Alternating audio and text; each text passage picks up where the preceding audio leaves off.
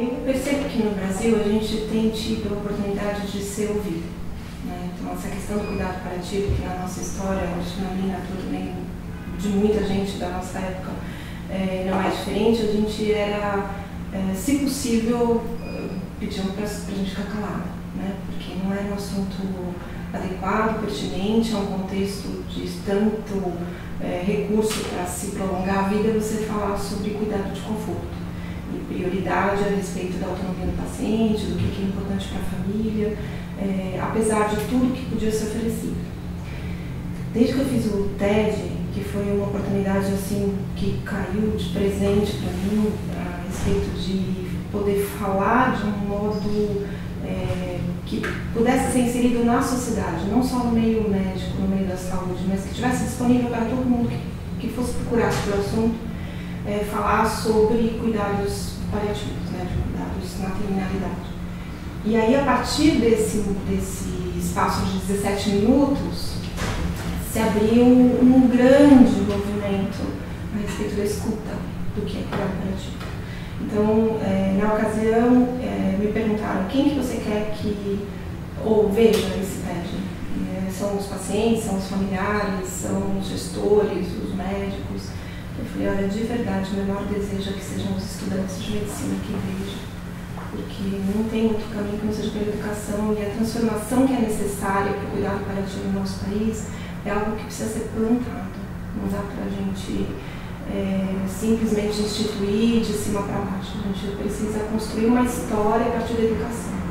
Então, no espaço do cuidado paliativo no Brasil, eu penso que os caminhos estão se abrindo pela graduação, né? Não só da medicina, mas de todas as áreas vinculadas aos cuidados de pacientes que morrem, como eu digo, né? E também da sociedade. Eu vejo que existe sim uma possibilidade de conversar sobre a morte, de conversar sobre autonomia, sobre dignidade a partir das pessoas que vivem isso. E as pessoas que experimentam o cuidado paliativo, elas se tornam grandes amplificadores da experiência. Então, elas modificam o meio delas através da experiência de ter recebido o cuidado paliativo. Então, essa questão dos estudantes eu acho crucial, porque muitas vezes o que a gente escuta quando a gente fala de vamos levar os cuidados paliativos para a formação médica, muitas vezes a gente escuta assim, os alunos não têm interesse, os alunos não querem saber disso, eles só querem saber das novas tecnologias. Eu digo que não, o que a gente vê nas faculdades hoje não é isso. A busca pelos alunos, pelos residentes recém-formados, é justamente por uma medicina menos tecnicista e mais humanista. Eles perguntam pra gente como você dá uma má notícia, como você chega para um paciente, como você acolhe uma família, como você lida isso do ponto de vista pessoal. São perguntas que eu não fiz quando eu estava me formando médica. Hoje, você inserir os cuidados paliativos na sua prática médica não é só uma questão de humanizar a medicina e as relações médicas. É uma questão de fazer uma boa medicina. A gente tem dados hoje muito claros sobre aumento de sobrevida de pacientes com câncer se eles recebem cuidados paliativos precocemente. O estudo pivotal que fala sobre isso, que é o ENABLE-3, ele fala de pacientes com câncer de pulmão que chegaram a viver até 5 meses a mais quando eles recebiam cuidados paliativos precoces. 5 meses para um oncologista é quase um milagre, né? Nós temos quimioterápicos que nós inserimos na nossa rotina diária em 1 segundo que dão semanas de ganho de sobrevida. 3 semanas, 4 semanas, e esse a gente já coloca na rotina quase que imediatamente. Por que não colocar os cuidados paliativos precoces? É uma boa prática médica, né? E agora mesmo, no último congresso americano, saiu um outro estudo sobre como os pacientes que participam do próprio cuidado, que relatam periodicamente o que eles estão sentindo para psicólogos e enfermeiras, como eles têm ganho de sobrevida e de qualidade de vida. Então não é só uma questão de humanizar, isso é boa prática médica. Nós estamos fazendo uma medicina melhor, com resultados melhores, não só de qualidade, mas até de quantidade de vida. Então isso impacta de uma forma muito importante no cuidado médico em geral. Eu penso que nesse momento no nosso país, o nosso desafio é dissolver esse preconceito do cuidado paliativo, porque no semblante do médico, quando passa pela cabeça dele oferecer cuidado paliativo, é um semblante sombrio. de que está instalada a morte. Você vai chamar a equipe de cuidado paliativo para fazer a sedação porque não tem mais nada para fazer. Uma sensação de fracasso. Né? Exatamente. E o médico não lida bem com essa sensação de fracasso, com a sensação de impotência, e ele acaba fazendo de novo a escolha por um medicamento que pode oferecer semanas, mas ele tem a sensação de que tratar até o último minuto é dar remédio. A impossibilidade dele aceitar o cuidado paliativo como parte do trabalho, como boa prática médica, é o que a gente tem de trabalho pela frente.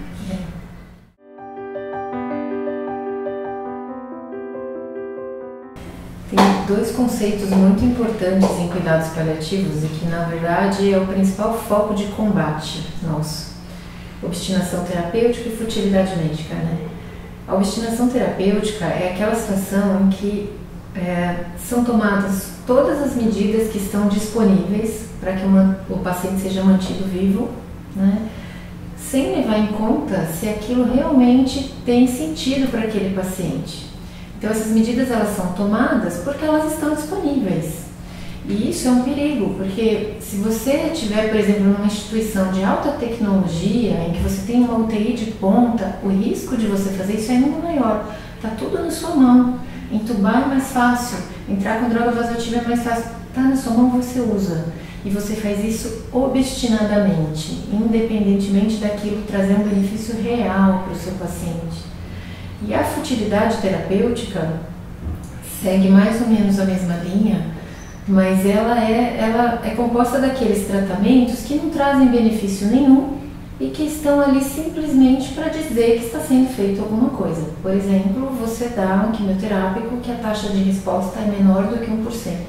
E esses dois conceitos a gente combate com veemência em cuidados paliativos, não é porque eles não servem para nada ou porque eles encarecem a medicina, mas é porque eles fazem mal, eles geram uma expectativa para o paciente, para a família, que é completamente irreal, e muitas vezes eles trazem sofrimento físico real, né?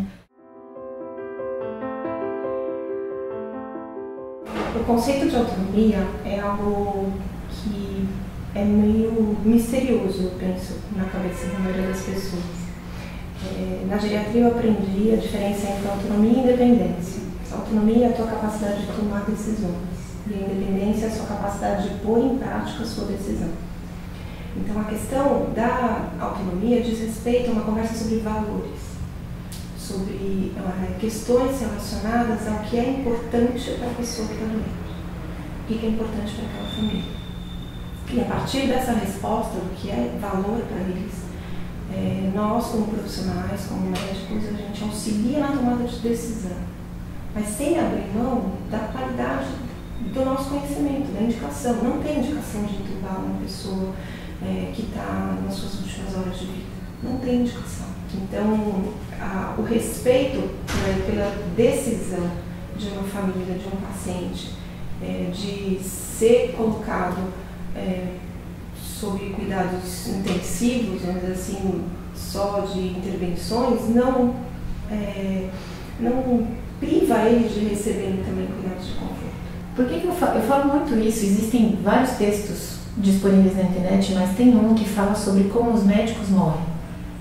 É um texto muito bacana que foi publicado há um tempo atrás e depois eu escrevi um texto baseado nele.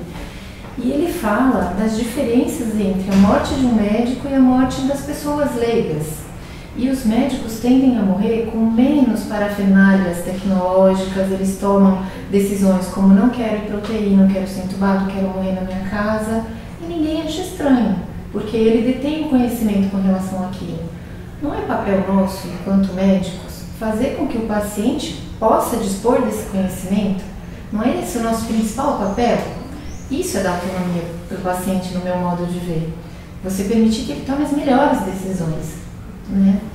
Você tem que dizer para ele o que está incluído na escolha dele, qual é a consequência da experiência que ele vai ter ao ser entubado, a experiência que ele vai ter ao receber transfusão, a experiência que ele vai ter ao ficar em casa ou no hospital. É disso que a gente precisa falar. E não abandonar o paciente independente da decisão dele. Eu penso que o respeito pela autonomia é você permanecer ao lado dele, ou oferecer alguém que possa estar ao lado dele na decisão que ele tomar. E isso não tem nada a ver com o que você faria.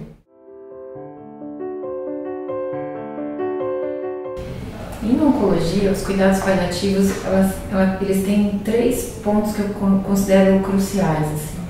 O primeiro deles é o fato de ser câncer.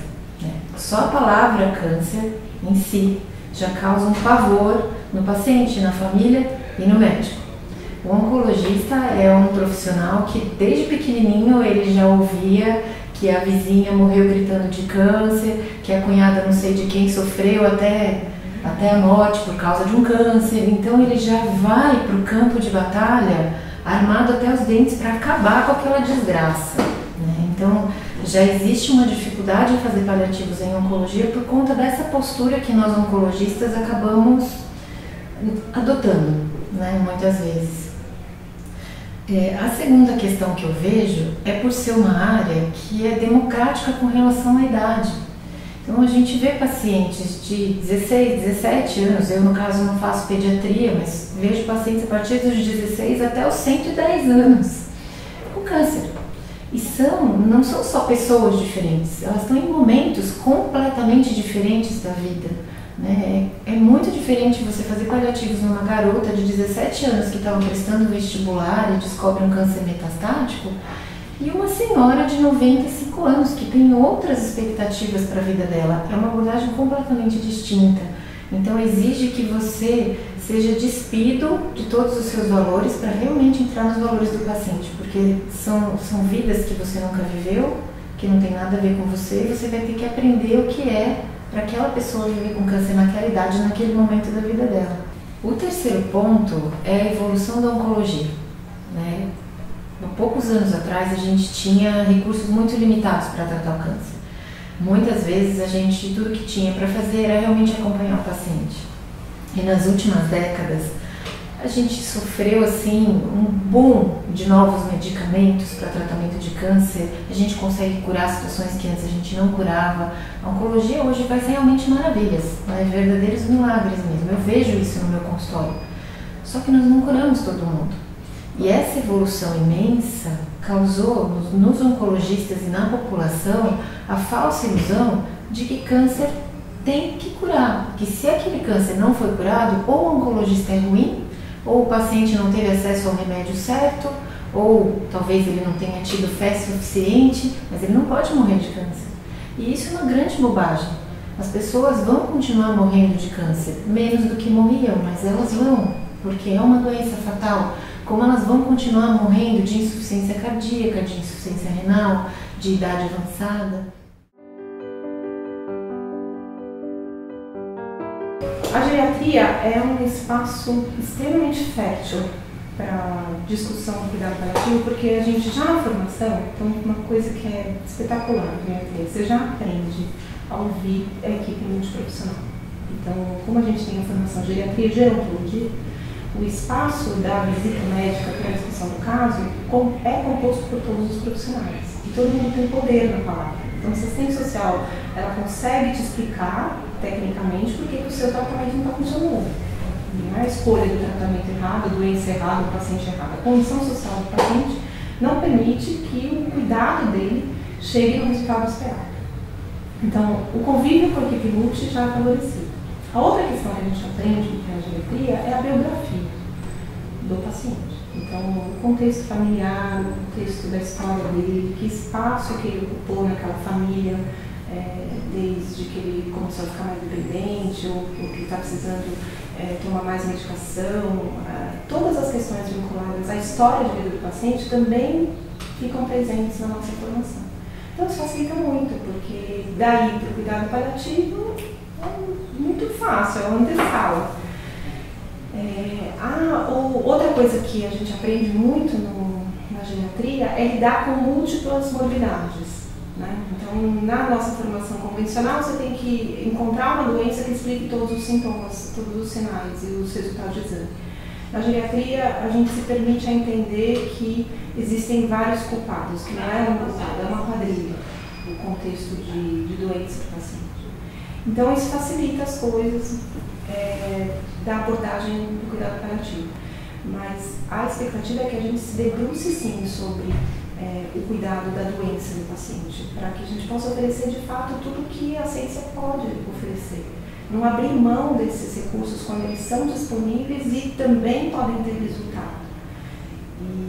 Eu penso que esse é uma coisa que esse aspecto é uma coisa que precisa de atenção do cuidado paliativo, né? Não seja preguiçoso no paciente de alta complexidade.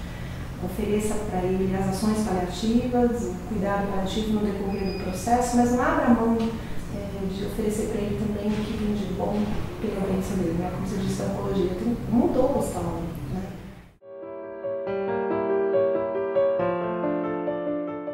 A morte digna, na minha opinião, é uma consequência de uma vida digna. Mesmo que essa dignidade tenha sido adquirida no seu tempo final. Eu penso que a doença muitas vezes é uma oportunidade da pessoa ser quem ela é. Porque quando você está sofrendo, você não finge que você é outra pessoa, porque está doendo. Não dá para disfarçar que está doendo quando a dor é intensa, quando o sofrimento é intenso. Então, a oportunidade de cuidar de pessoas nessa fase me dá a chance de conhecer gente de verdade. Porque antes de você pensar com legitimidade na sua morte, você finge que você é eterno, finge que você pode ser alguém que você não é. E a doença te dá a oportunidade de ser quem você é, de fato. E a família, ela transborda a verdade, né? Transborda o que é realmente verdadeiro nas relações quando você tem uma pessoa doente gravemente na família. Então esse espaço da morte digna, ele acontece, ele tem uma chance grande de acontecer nessa questão da morte anunciada. Ter um diagnóstico de uma doença grave e incurável faz que você tenha consciência. E aí você olha para a sua vida e fala, tem que fazer sentido. E aí, outra coisa que me perguntam muito, que eu trabalho muito por causa também dessa experiência da conversa sobre a morte, é o luto. O tempo do luto. A gente tem agora o DSM-5, né, que fala sobre as 2 semanas de tristeza que te é permitido e depois de estar deprimida. Essa pessoa que escreveu isso precisa de cuidados paliativos para entender o que é o sentido da vida dela, o que é vínculo, o que é você ter o rompimento de um vínculo que é extremamente importante para você. E que o tempo do teu sofrimento pela ruptura do vínculo não tem que respeitar o relógio, não respeita a calendário. Então, a experiência da perda é uma experiência extremamente dolorosa, extremamente sofrida, e que vai ter o seu caminho individual, pessoal, intransferível, como dizem os especialistas em luto, eles falam muito isso, é pessoal intransferível. Não tem como você repetir um padrão de comportamento de luto. O que a gente sabe é que o processo onde isso acontece é um processo muito rico de transformação.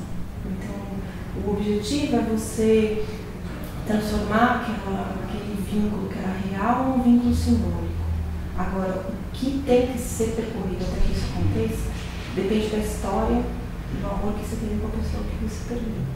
Então, se era um amor contaminado com raiva, com mágoa, com castigos, com permissões, com abusos, com expectativas, é um amor que está contaminado. Então esse período é mais longo porque você tem que depurar. E isso chegar só no vínculo amor, e aí você transforma essa relação para um vínculo simbólico que eu falo que você é maior, porque aquela pessoa vai morar em você.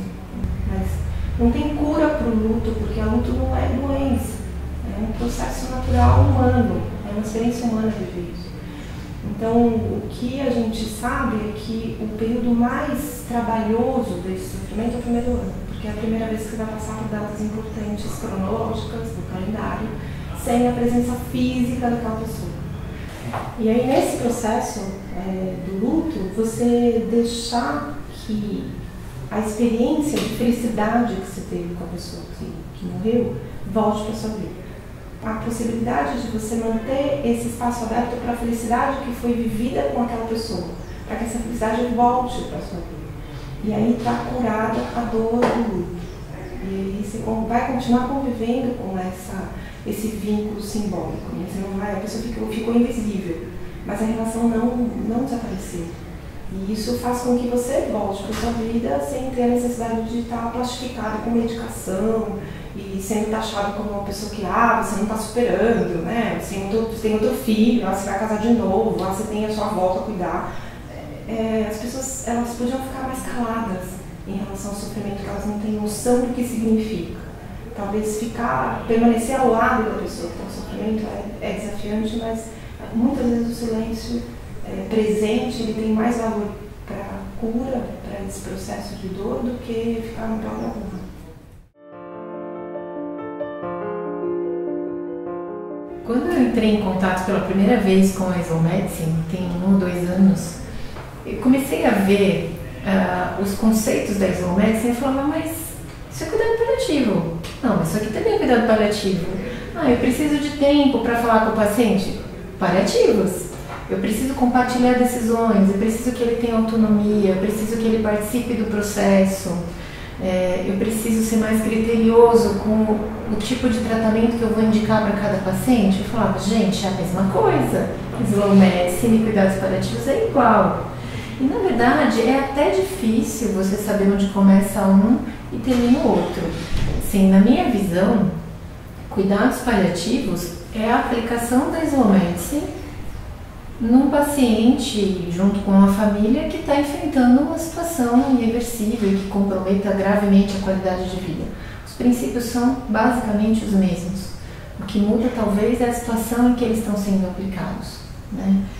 E por cuidados paliativos serem indicados numa fase muito complexa, você precisa se armar de uma série de outras ferramentas para conseguir aplicar os princípios da Slow Medicine nesse momento. E eu falo muito sobre a tal da terapia da teoria do martelo, né, que eu já pensei várias vezes sobre isso. Por que os médicos não conseguem parar, né? Por que precisa ter a Slow Medicine para dizer para eles que nem tudo que está à sua disposição é válido, que fazer mais nem sempre é fazer melhor? Por que precisa ser assim? Não deveria isso estar inserido na formação médica já? Né? Já devia vir com ele, né? Como... Na verdade não está, porque na formação médica a gente aprende que a gente tem que tratar doenças. E a gente vê todas as doenças como pregos, que tem que ser martelados. Então, você vai vendo um prego pequeno, com um martelinho você dá conta, mas um prego grande, como um câncer metastático avançado, você precisa de uma marreta. Tudo que você tem na sua mão são martelos e marretas. E isso vai meio que embrutecendo a gente e a gente passa a não identificar quando o que você tem na sua frente não é um prego, é uma flor. Você só tem uma marreta na mão, você vai lá e marreta a sua flor, você acaba com ela. É isso que a Slow Medicine traz, é isso que os cuidados paliativos trazem. Você aprende a identificar o que é prego e o que é flor. Para prego você usa marreta, para flor não. Talvez valha mais a pena um regador, um banho de sol, né? E a gente aprende a fazer essa diferenciação. Esses são os princípios básicos que entrelaçam essas duas coisas de uma forma que, do meu ponto de vista, é impossível de separar. Elas são basicamente os mesmos princípios aplicados em situações distintas.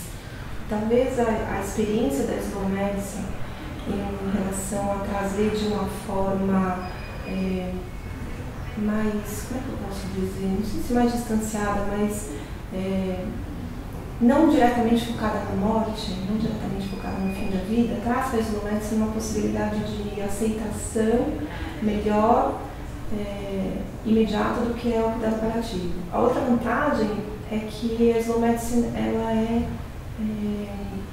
diferente, é um conceito que as pessoas pensam, o que é isso? Né? E o cuidado paliativo todo mundo pensa assim. Então já entra no acesso do inconsciente coletivo e o cuidado paliativo é a morte. Mas é o povo que só pega na mão e acolhe a família e perde um tempão conversando. A Slow Medicine, as pessoas olham e falam assim, mas o que é? Nossa, que diferente isso, você fazer escolhas lúcidas, você ter tempo, oferecer o cuidado tecnológico com responsabilidade, entre a justiça e a equidade, né? Oferecer tudo o que é necessário para aquela pessoa, diferente de oferecer tudo que está disponível. Às vezes o que está disponível não é algo que é necessário para ela. Que talvez seja saber olhar a diferença entre um prego e uma flor. É que a gente só aprende a usar martelo.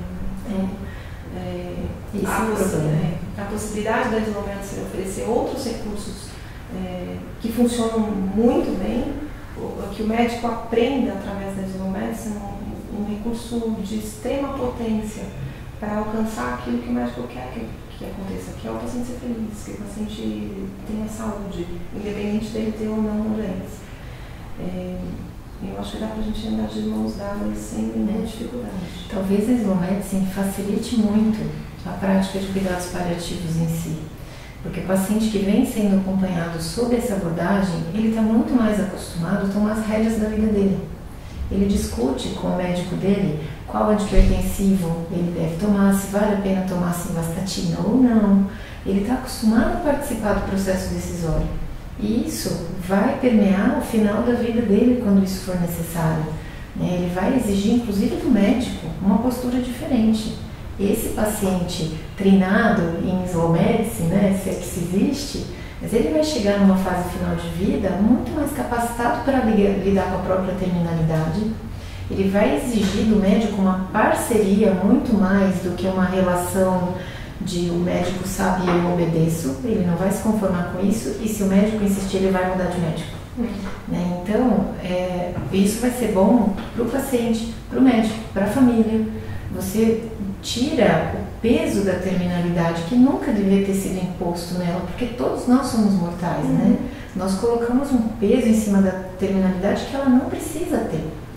Basta a gente falar sobre ela. O que o médico faz não é salvar a vida de ninguém. A gente não salva a vida de ninguém. O que a gente faz é trocar aquela forma de morrer naquele momento por outra que talvez aconteça depois, Às vezes você troca a forma de morrer várias vezes, você vai curando várias doenças no meio do caminho, mas o final vai ser o mesmo. E você não falar sobre esse final só traz malefício, só faz com que você chegue lá despreparado. Eu acho que essa talvez seja a melhor contribuição da Slow Medicine, dos cuidados paliativos, Tiozinho Wesley, todos esses movimentos que têm sido feitos no sentido de incluir o paciente na participação, de formar médicos mais compassivos, mais parceiros dos seus pacientes e que estejam lá para colocar o seu conhecimento à disposição do paciente e não como uma forma de ditar regras sobre como deve ser a vida dele e como a doença dele deve ser tratada. A medicina é muito maior do que isso, muito maior. Nós somos muito melhores do que isso. Nós conseguimos oferecer uma medicina bem melhor do que a baseada estritamente em seguir diretrizes e guidelines.